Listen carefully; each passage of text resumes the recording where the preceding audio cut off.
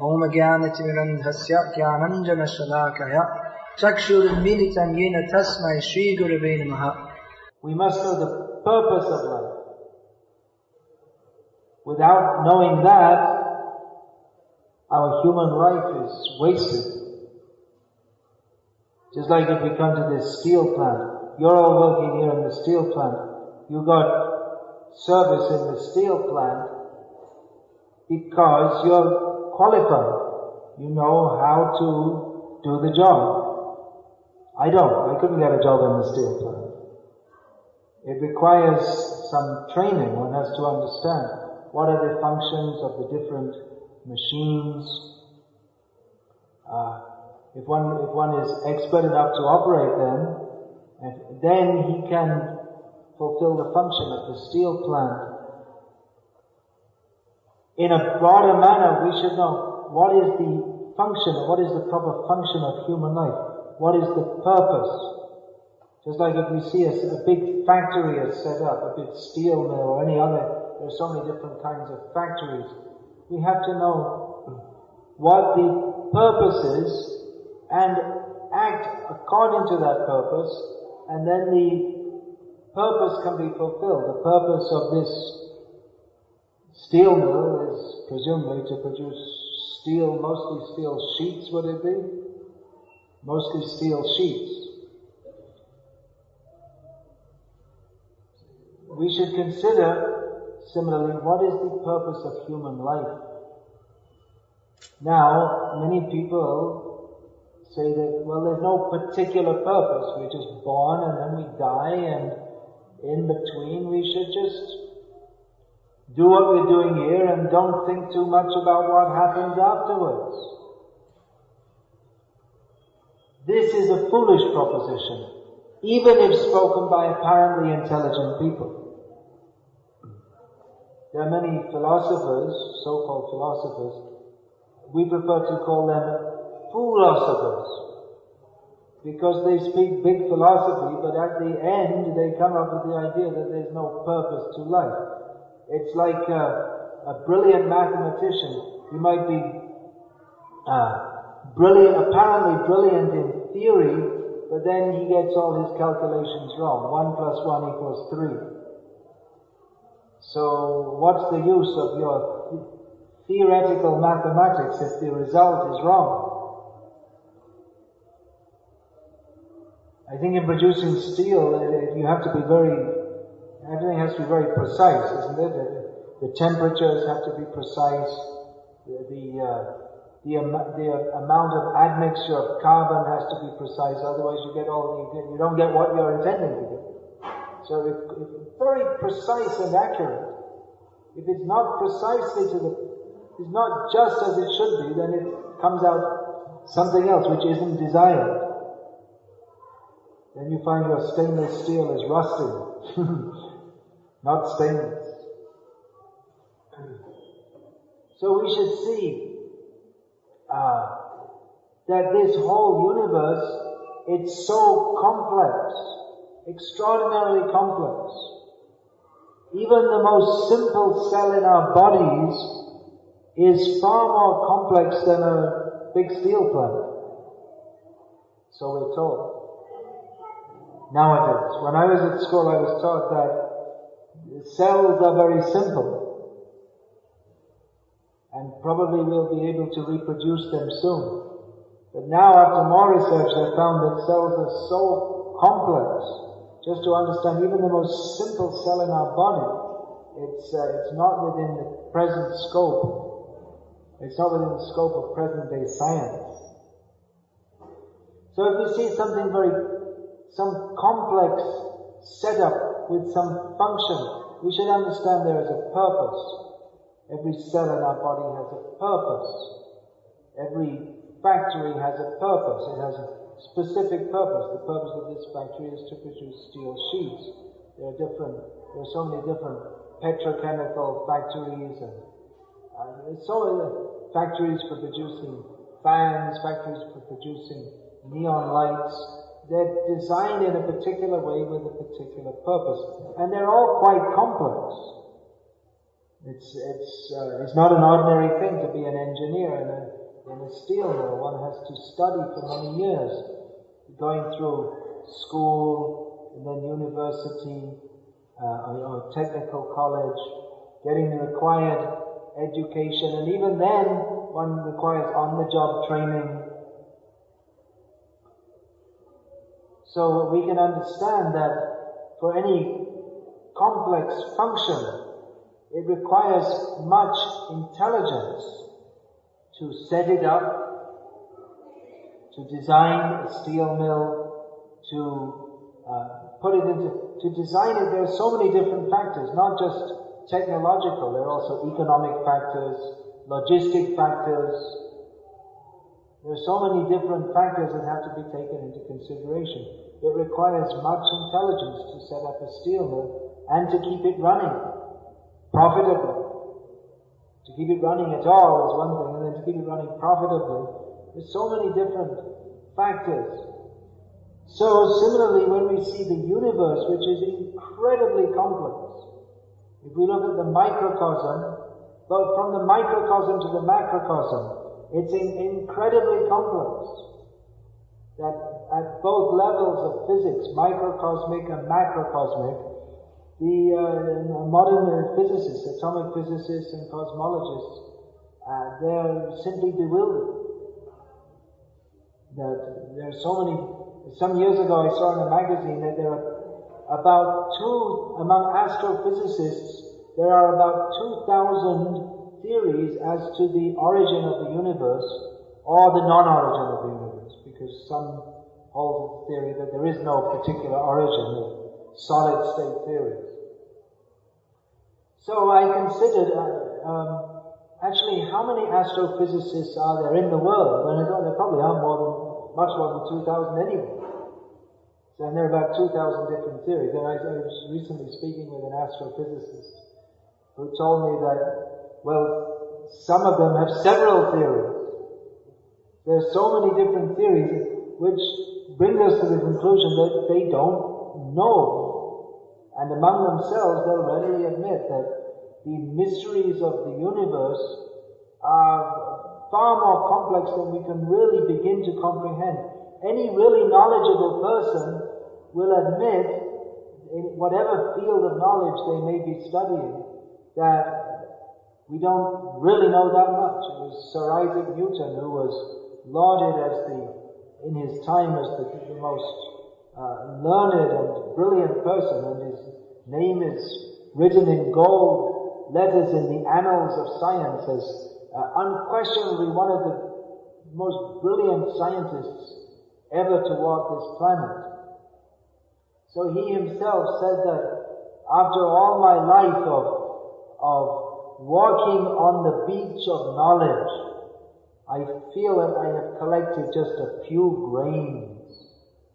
So any really knowledgeable person will understand that to understand everything is far beyond our knowledge, but nevertheless it is a human instinct to try to find out what is going on, to try to amass knowledge, and to try to make sense of everything that we find around ourselves, which ultimately brings us to philosophy. The real important questions of life are, what is the purpose of life? Why are we here? What are we doing? Simply to write it off that after death everything is finished isn't philosophically very satisfying.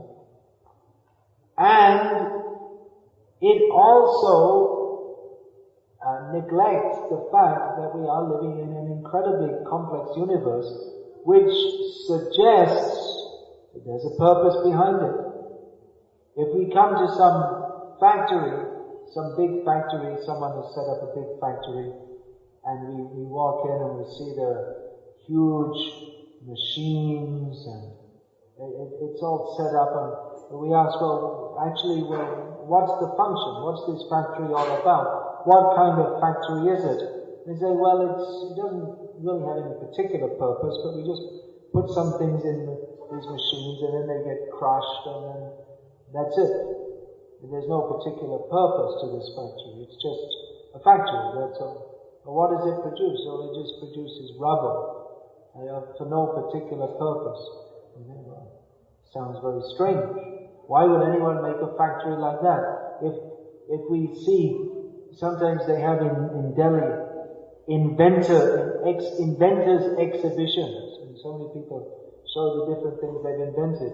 So if someone shows at that exhibition a very complex machine with pulleys and siphons and chutes and so many different things, and you say, well, looks like a very good machine. What is it doing? So, well, it doesn't do anything. It just, you switch the button and then the pulleys start to move and the different parts go up and down. It doesn't really do anything. You know, what's the use of such, why invent such a machine? It doesn't have any purpose. So that's a case of misused intelligence. It's completely meaningless. So in the same way, if we see the whole universe, it's so complex, the first thing we should understand is that there should be some intelligence behind all this. It doesn't come into being simply by chance, as the modern popular theories say, that it is come into being by chance. But even one cell, how it could come into being by chance, let alone how it reacts with so many other cells within, what to speak of a human body, even within the body of a mosquito. It's so complex. We laud modern scientists and technologists for making airplanes, but by the arrangement of nature there are so many airplanes which never crash, such as mosquitoes and houseflies, and they reproduce, no need of a Boeing factory.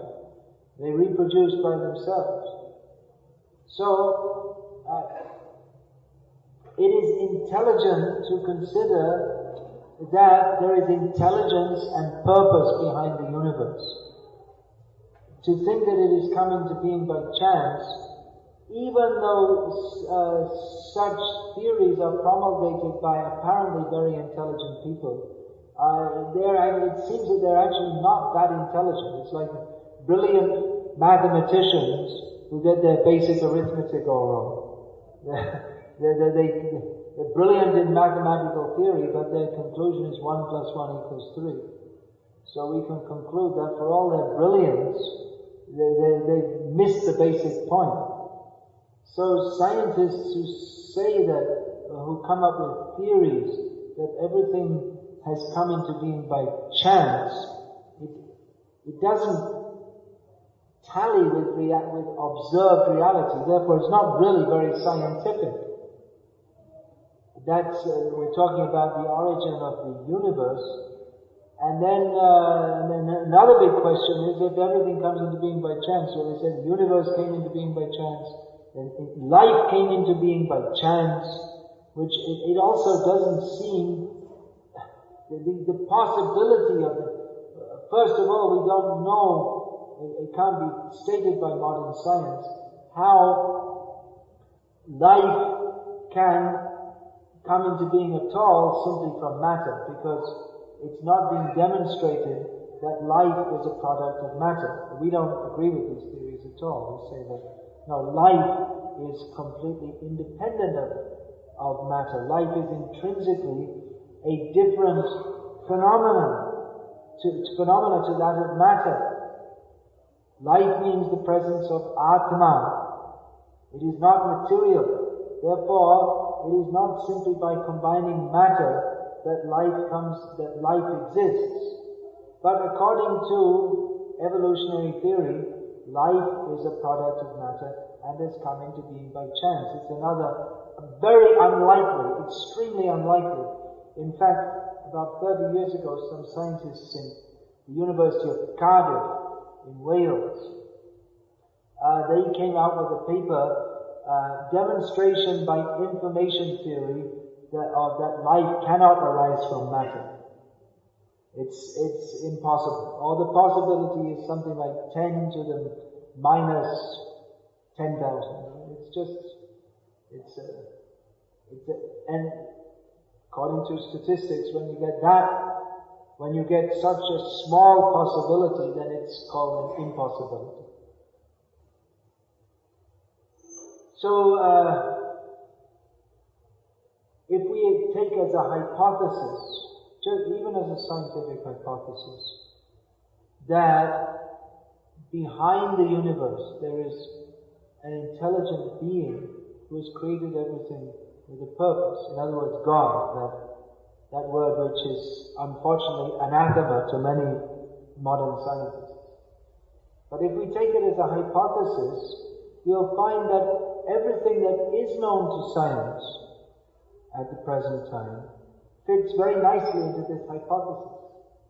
That there is a phenomenally intelligent person who has set everything up for a particular purpose. It makes everything that modern science has discovered can be accommodated within this hypothesis.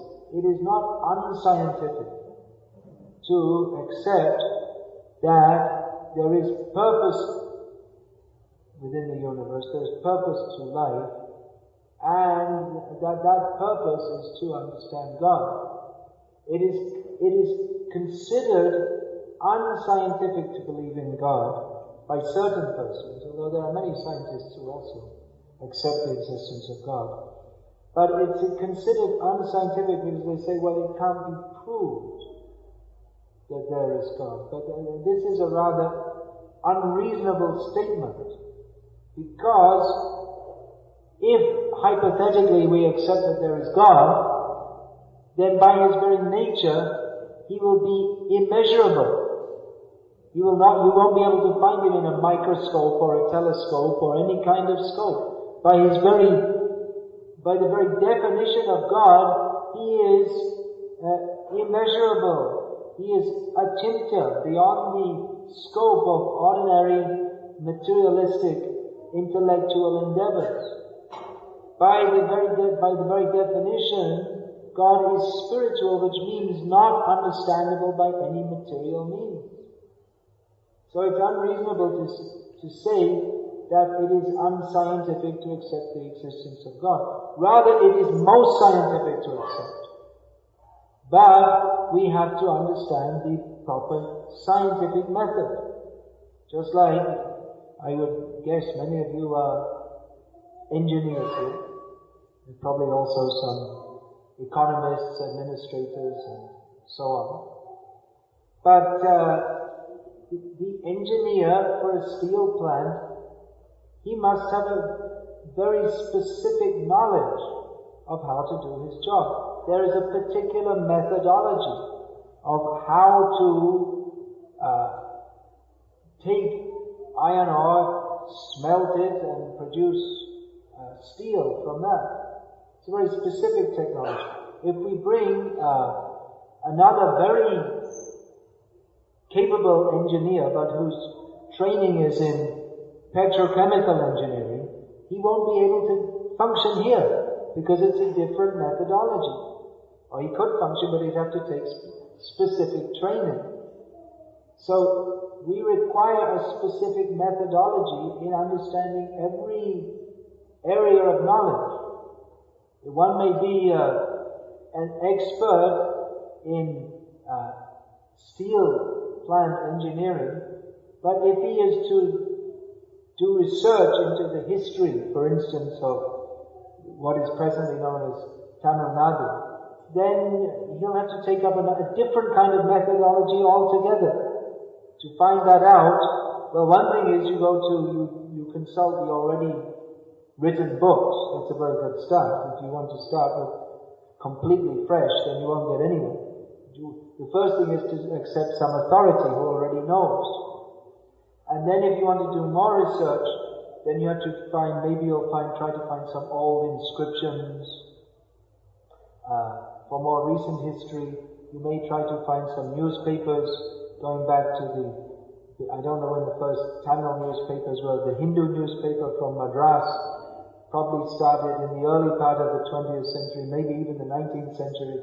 So you may consult old issues and books written by persons on related subjects.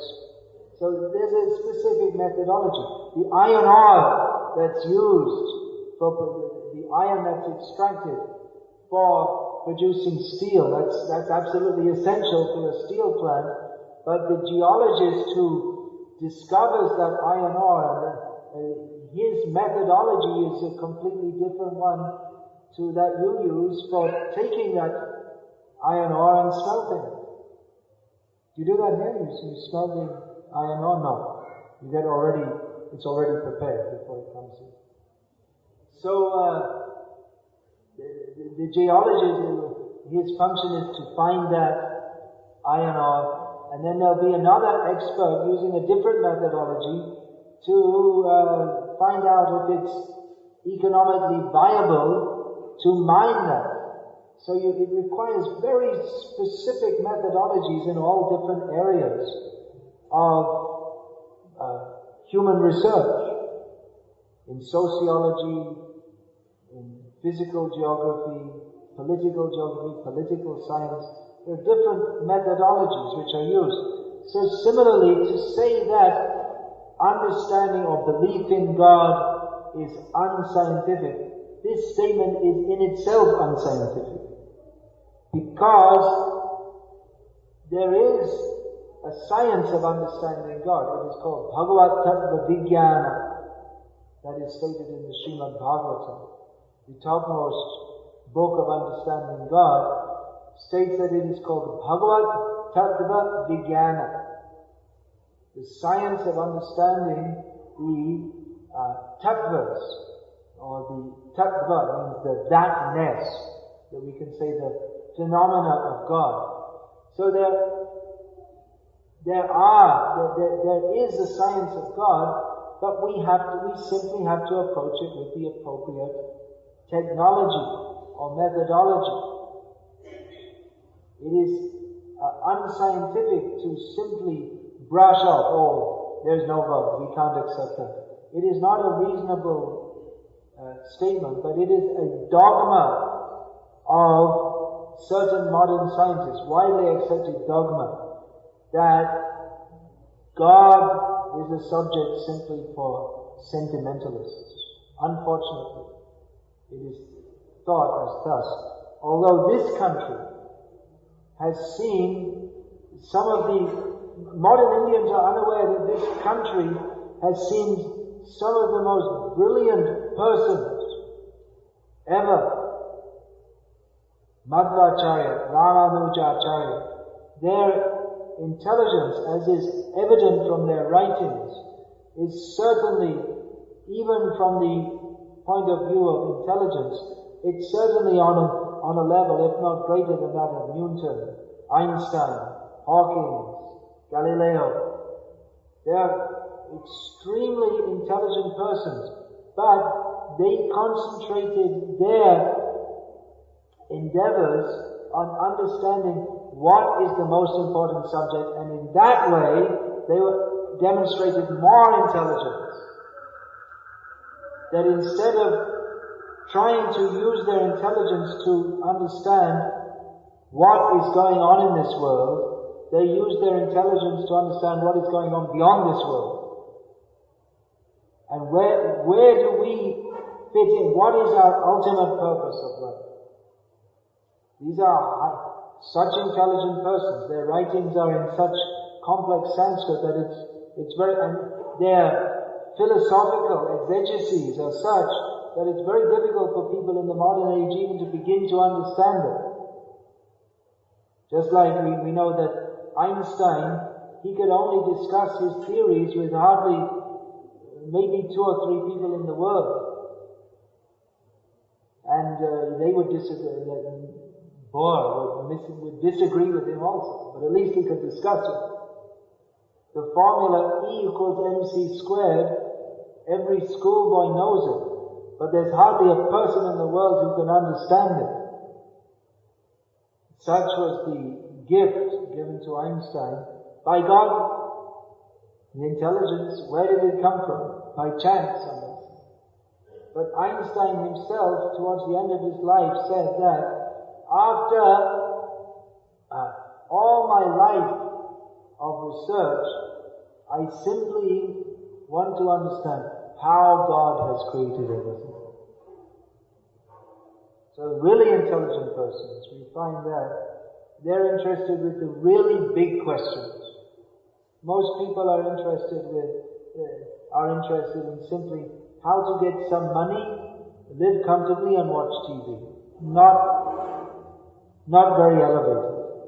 Persons who are more intellectually developed, they may be interested in questions such as scientific questions, cultural questions, sociological questions, political questions. But those who are at the highest level of thought, they think, what is the ultimate purpose of life? Such persons are not necessarily the most educated. Sometimes persons who are even not very educated in the worldly sense, they have enough spiritual sense to ask the really important question of life, which is stated in Brahma Sutra, Athato Brahma Jignasa. Brahma Sutra, this is the summary of, also called Vedanta Sutra, which is the summary of the Upanishads, a summary of the Jnana-kanda section of the Veda. It begins, Athato Brahma Jignasa. Now we should inquire into Brahma. What is spiritual reality? Athato. What does this mean now? Different acharyas have commented. Some say that this means after having gone through all endeavors to enjoy this material world and having understood that there's nothing really here for us to enjoy. Our own spiritual master Srila Prabhupada said that this now means, now having attained the human form of life, we have sufficient intelligence to inquire into the really important question, what is ultimate reality? This is the really important question. Human life means that we have the requisite intelligence to ask such questions. There are so many different forms of life. According to the Vedic literatures, there are 84 lakh species of life. Quite precise. 84 lakh species, of which 4 lakhs are human. In the human form of life, one has the requisite intelligence to ask the most important question. What is the most important question? What is the purpose of life? This we should try to understand before we leave this human body, because by entering a non-human body, we no longer have the ability to ask such questions. This is the really important question. What are we doing here in this world? If we examine, we find that we are born and we die. In between, we struggle and we attempt to enjoy this world. But then, what's it all about? Is there no more to life than this? Vedic knowledge tells us, yes, certainly. There is much, much, much more to life than simply getting born, dying, and in between struggling to get a little meager happiness before suffering old age and death and going on to where we do not know. We may say, after death, there is nothing, it is all finished. We may say like that, but we don't really know. People often ask us, well, how do you know that there is life after death? And we say, how do you know that there isn't life after death? If there is, and actually the most influential people in human history, namely Krishna, Ramanuja, Madhva, Chaitanya Mahaprabhu, Jesus, Muhammad, Buddha, these are all the most influential people in history. They all say that yes, there is life after death and that this life is preparation for the next life. As is now the understanding of karma has become well accepted in the Western world, and in English there's a saying, what goes around comes around. In other words, karma. You get what you, or even in the Western countries, if someone, say they stub their toe while they're walking, they'll say, oh, that's my karma.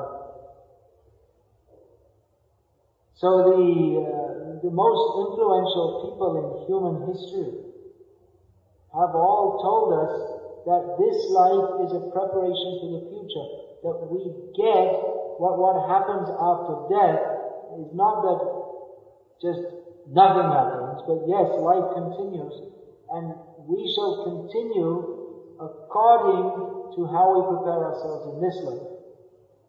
So,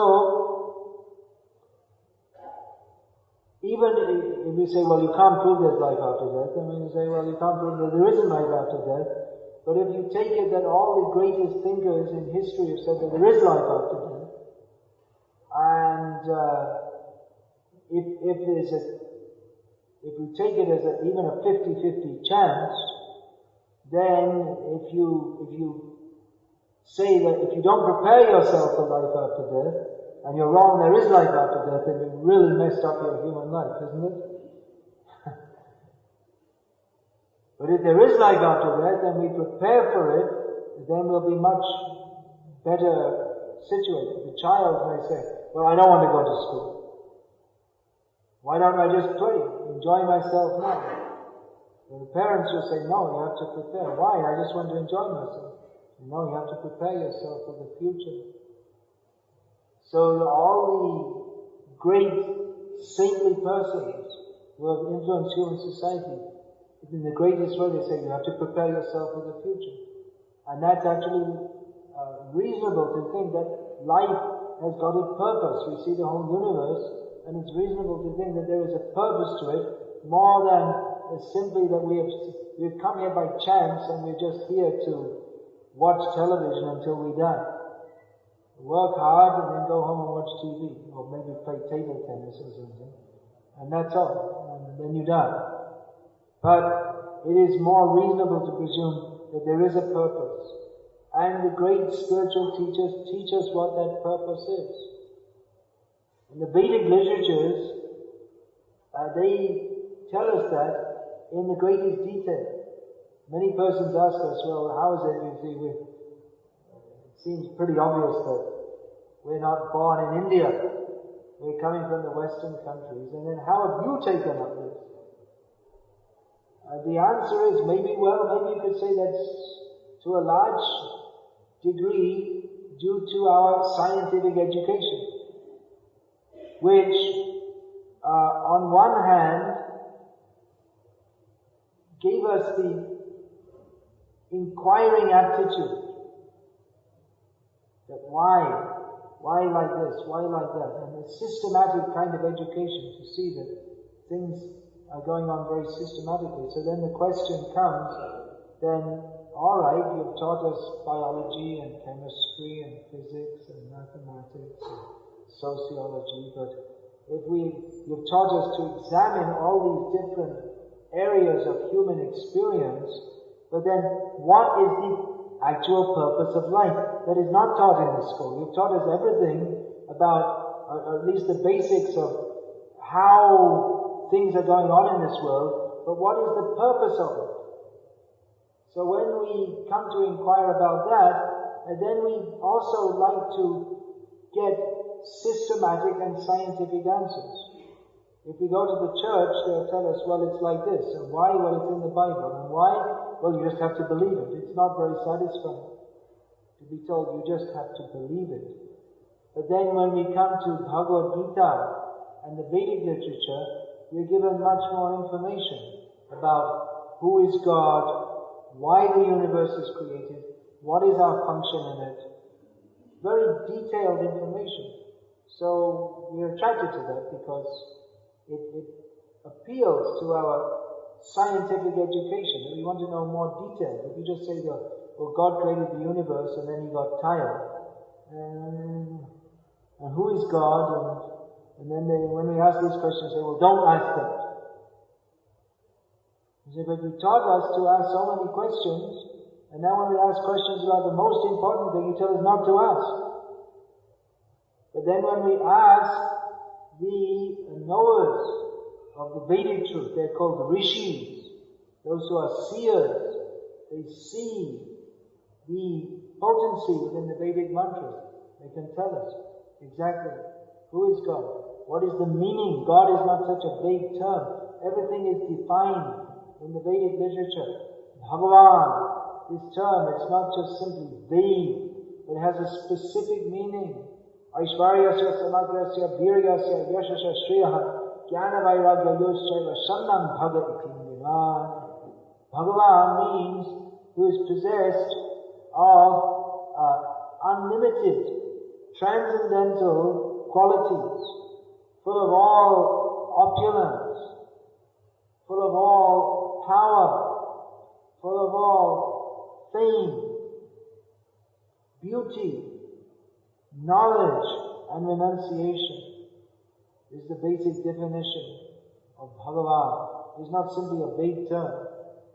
That is another mistake in modern religion. It's generally considered, well, God, you can just, whatever you like, you can think of God. Very unscientific. Every subject we approach very scientifically. Geology, mathematics, history, very methodically. And when it comes to God, we just say, well, you just think whatever you like. That's not very scientific. Bhagavad Tattva Vijnana.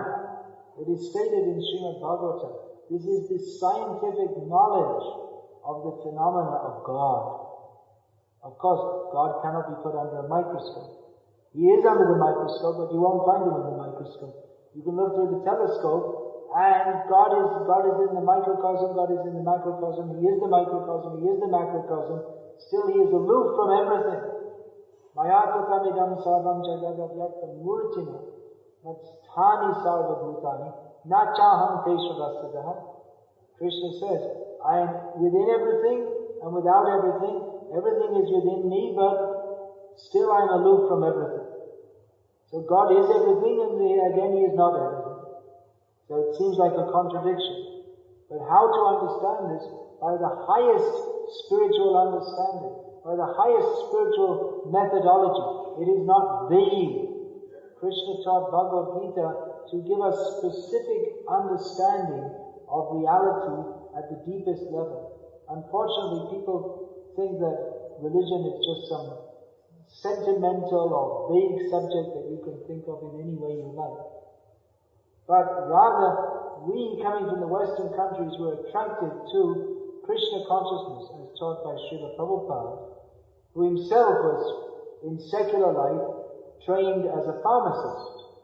He was running a pharmaceuticals company. He was one of the first manufacturers of Western pharmaceuticals in India in his secular life. And then in his old age he took sannyas and preached Krishna consciousness all over the world in a very systematic and scientific way. And the result of that, what is the result? The result of I guess you're taking the iron and you process it, and the result is steel sheets.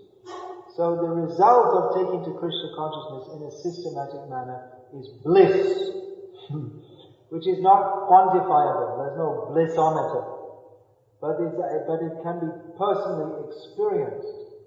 That the result is that one attains Krishna prem, love of Krishna. It is not quantifiable in a gross scientific manner, but it is the ultimate purpose of human life. If we examine everything we're doing, why do we do it? Ultimately we do it for happiness or out of a sense of duty. So the highest duty and the highest happiness is to love Krishna. It is not simply an empty sentiment. It is the conclusion of all Vedic scientific knowledge, that the jiva or atma is by constitution part and parcel of Krishna, who is the supreme transcendentally blissful person. He is Satchidanandamai. We are also Satchidanandamai. He is unlimitedly great, and we are infinitesimal. So all these points are to be understood. This scientific education spurred us to go more deeply into the science of God. And another reason is that because the scientific education we were given was ultimately atheistic, because they were not able, they just neglected, at best neglected, the really important question of what is the purpose of life, who is God, what is our relationship with Him. Therefore, we were dissatisfied with the whole materialistic upbringing that we had. If we go to the Western countries, especially America and Germany, these countries, you'll find very high level of material development. The roads are all very smooth, and the cars in Germany, maybe half the cars are Mercedes-Benz or BMW, which are in other parts of the world considered very prestigious, but most Germans drive these very expensive and very good cars. Actually, they're very good cars. And very, very high level of technological efficiency. Of course, in America, they mostly put the light switch behind the door, which is stupid. I don't never understand why they did that. But in general, very high level of technological efficiency. Everything set up for materially very comfortable and should be enjoyable life. But at the same time, you find so many people are committing suicide, and there's so many social problems. So being brought up in such a technologically advanced but spiritually nowhere society, it led us to think that, well, there must be more to life than this. We have such technological advancement, and we have so many machines for doing so many different things, but still we find people are not happy. No one's happy. Everyone's full of anxiety. Why is that? Why is it that despite so much technological advancement, everyone is so frustrated? You don't need to be a PhD to see that. Anyone can see. People in general are very frustrated. Basic human happiness is far from most people in the modern Western world. Why? Asking these questions brought us to find out Krishna consciousness. The Krishna consciousness gives us direct experience of the soul and the soul's relationship with Krishna. Not in a sentimental way, but a very practical way. This chanting of Hare Krishna, it appeals directly to the needs of the soul. Modern society is trying to fulfill the needs of the body and maybe of the mind, but not of the soul. Chanting Hare Krishna fulfills the need of the soul to come in contact with Krishna, who is the very essence of our being, is to be in relationship with Krishna. We cannot be satisfied without Krishna. We directly experience that by chanting Hare Krishna. And because we have an intellectual need to understand why we are doing what we are doing, therefore Krishna is given the Vedic literature to explain who He is, who we are, what is our relationship with Him, why material life is unsatisfying, and how we can be fully satisfied in relationship with Krishna.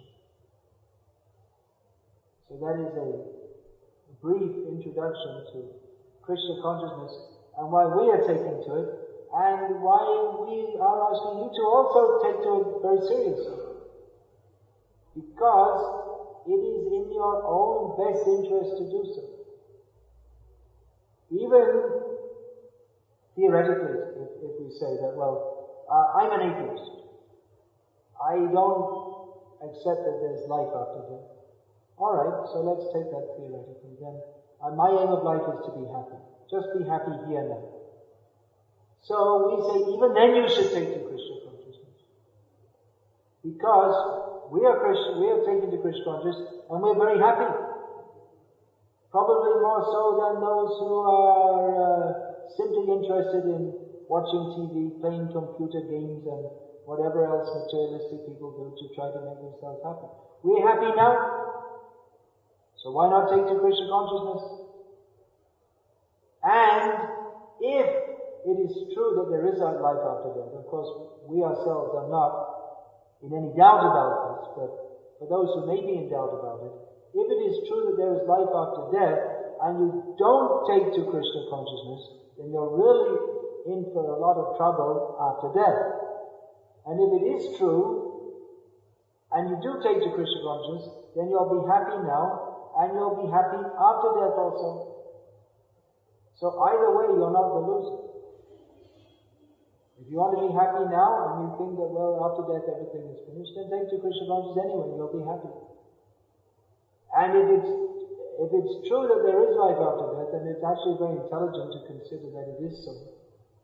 And then you get the reward of practicing Krishna consciousness. But if you don't take to Krishna consciousness, and what the Vedic literature says is correct, then we're really in a lot of trouble. Modern medicine speaks of terminal restlessness syndrome.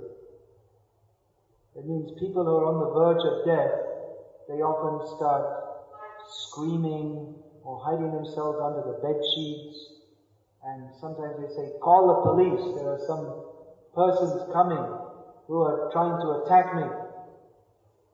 And they say that they see people or some beings hovering around their bed who have very horrible features, who start to drag them away. It's called terminal restlessness syndrome. There's a medical name for it. And they don't take it very seriously. Dying people, it happens to them all the time. But this is described in the Srimad Bhagavatam. These are the Yamadutas coming to get them. The messengers of Yamaraj. So modern science, modern medicine, indirectly recognizes the descriptions of Srimad Bhagavatam. But they say, it's some syndrome. It's just a psychological syndrome. That people become afraid, and therefore they try to hide themselves under the bed sheets or whatever. They don't recognize. The Srimad Bhagavatam already taught about this thousands of years ago. But it's not simply a psychological syndrome. It's a fact that the messengers of Yamaraj come to take sinful persons who have not practiced Krishna consciousness. So, you should consider this very seriously. There's lots of scientific knowledge in the Vedic literature. There's a description, many thousands of years before sonography, there is a description, exact description of how pregnancy takes place, how the semina mixes with the ovum, and then the child starts to form in the womb.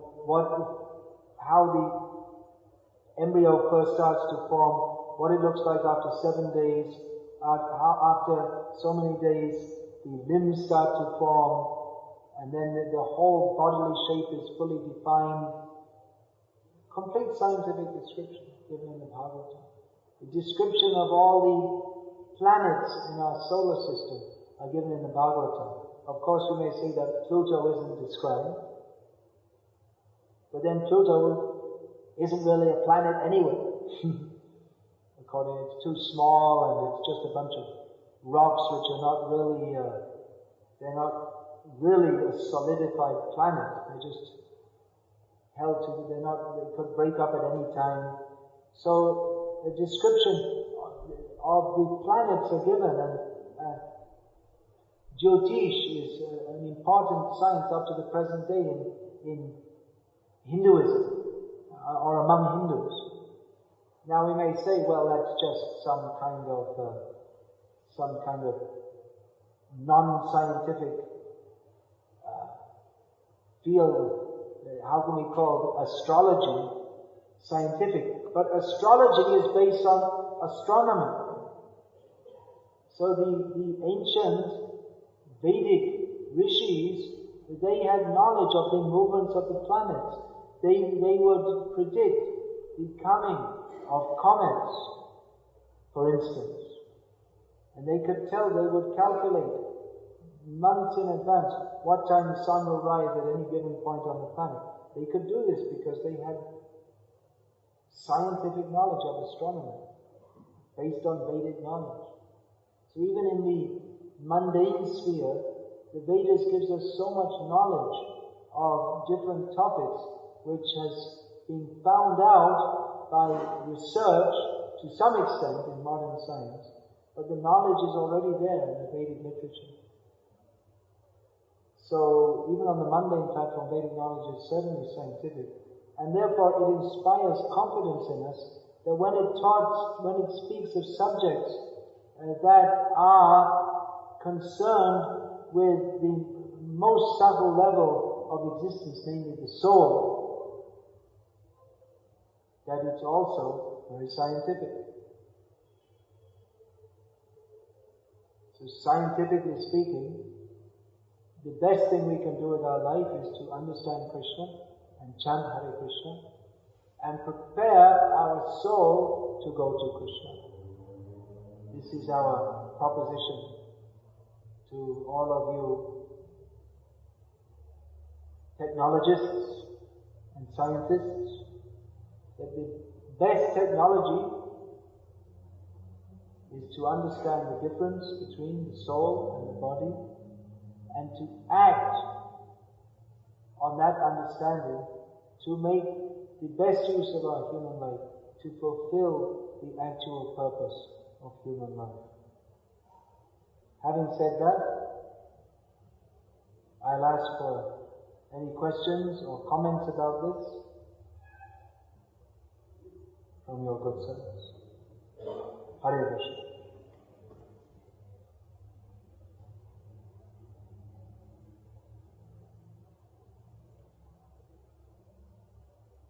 If anyone would like to say anything, please do so. We have Dr. Santoshia. What, are you specializing in anything? No, you're doing your MBBS, right? Did they teach you about that? Terminal restlessness syndrome? You didn't get that, huh? I got that from the internet. That one of our devotees, her father was dying, and the nurse told her that maybe the doctors are not trained so much to deal with it, maybe the nurses more.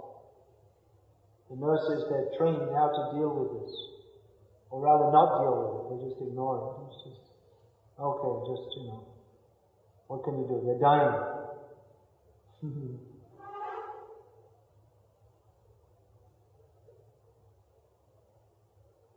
Any comments, questions, protests?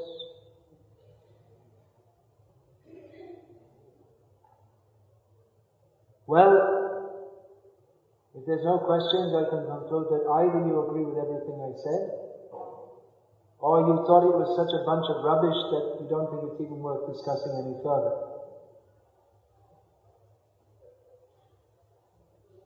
But if you had thought, here's a question. Being from India, with this unknown, so certain things come with the understanding from the God. Not that I understand Bhagavad Gita. Being from India. Not that I understand Bhagavad Gita, or I have read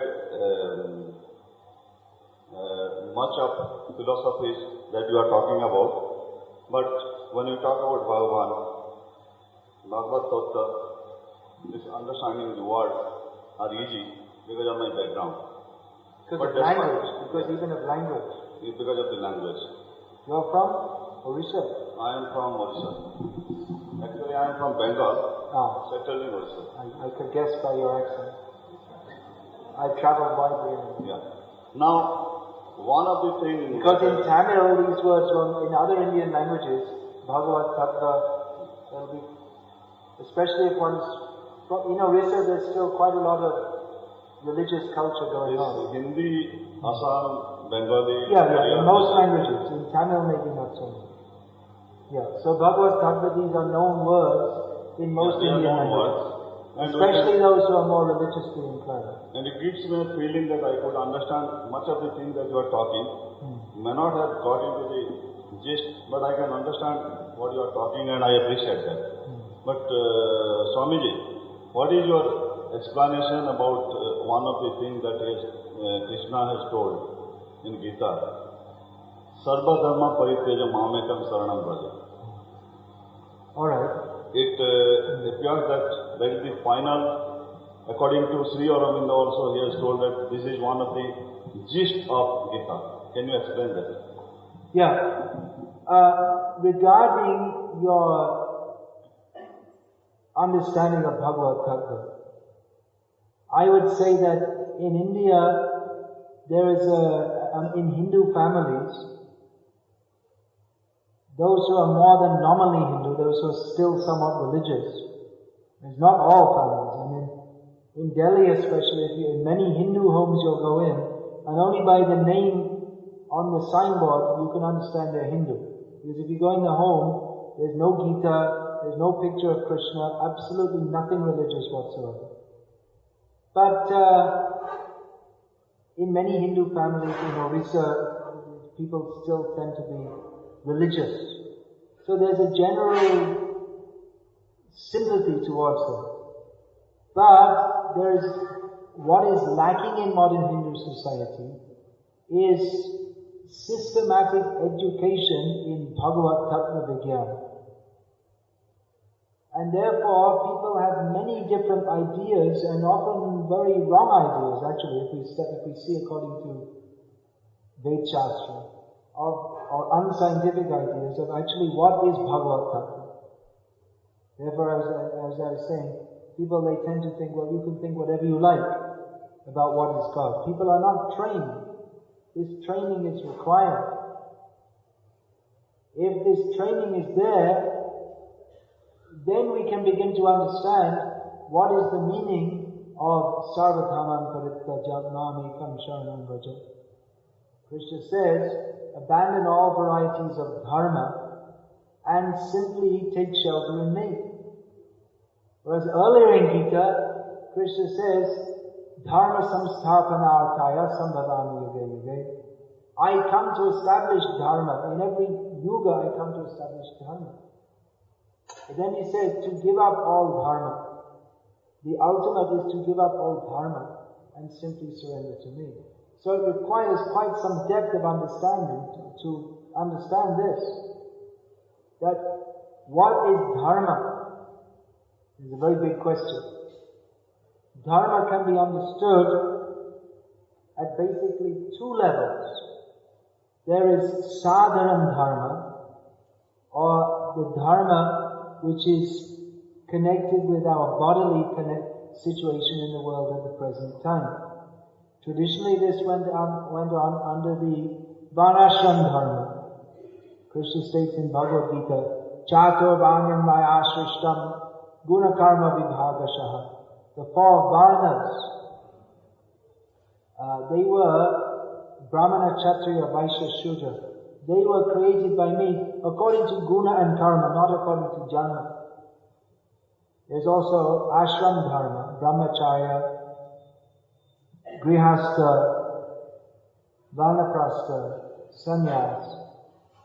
So one is required to act within Varnashram for the sake of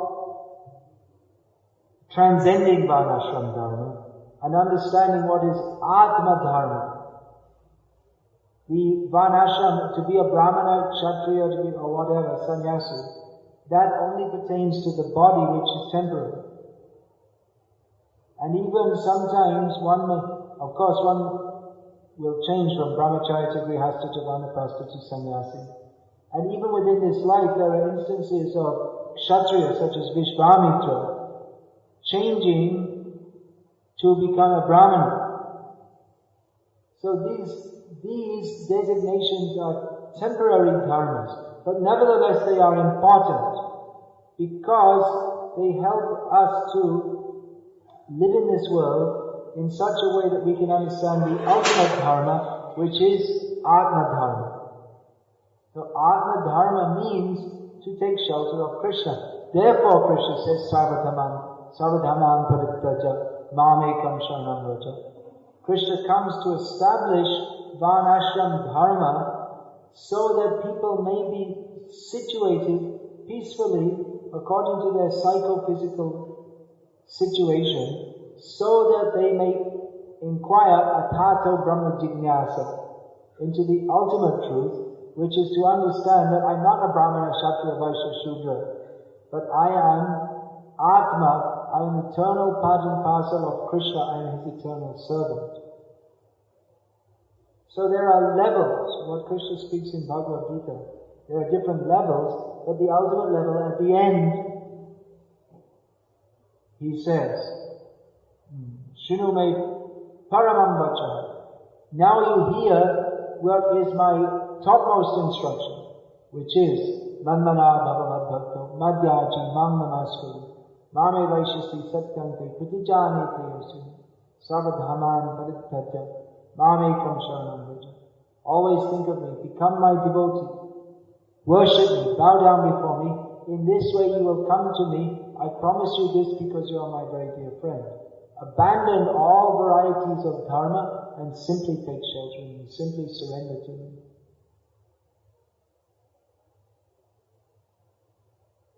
Do you have Bhagavad Gita as it is?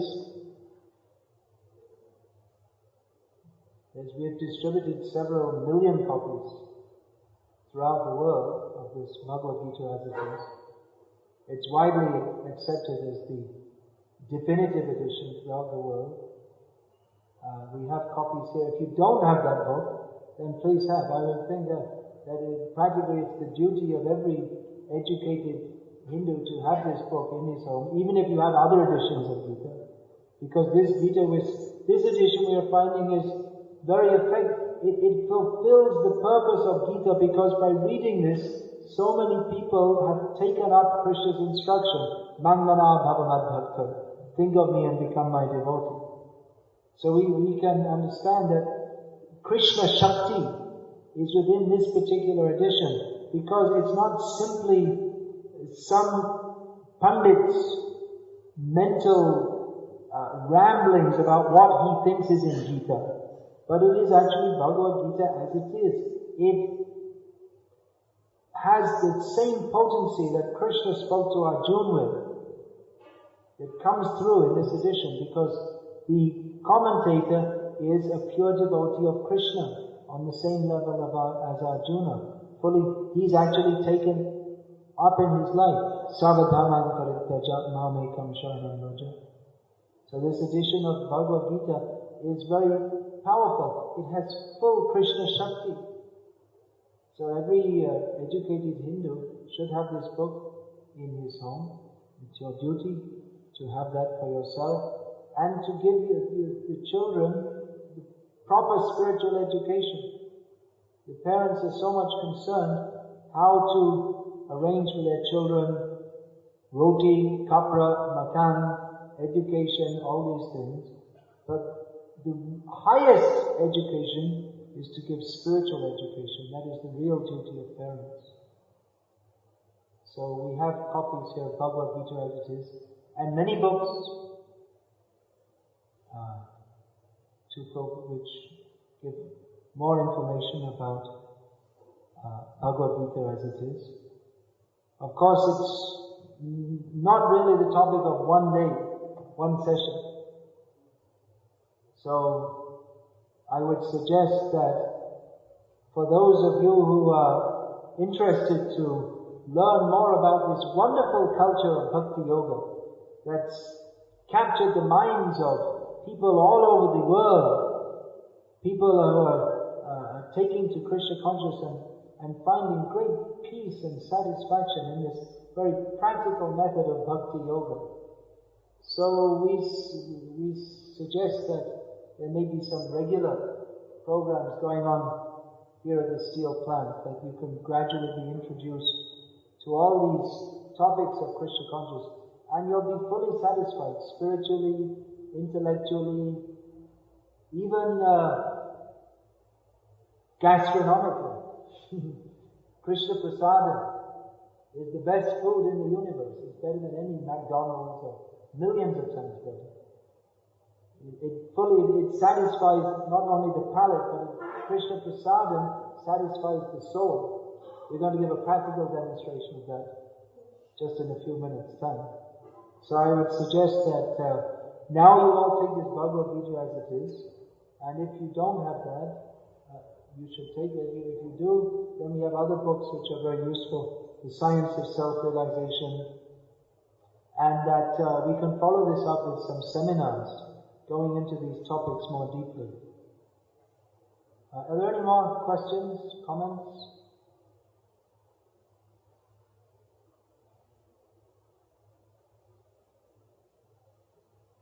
Today is Durga Puja, big festival for Bengalis and Oriya people especially. Yeah, that area especially. It's a big festival. Yeah.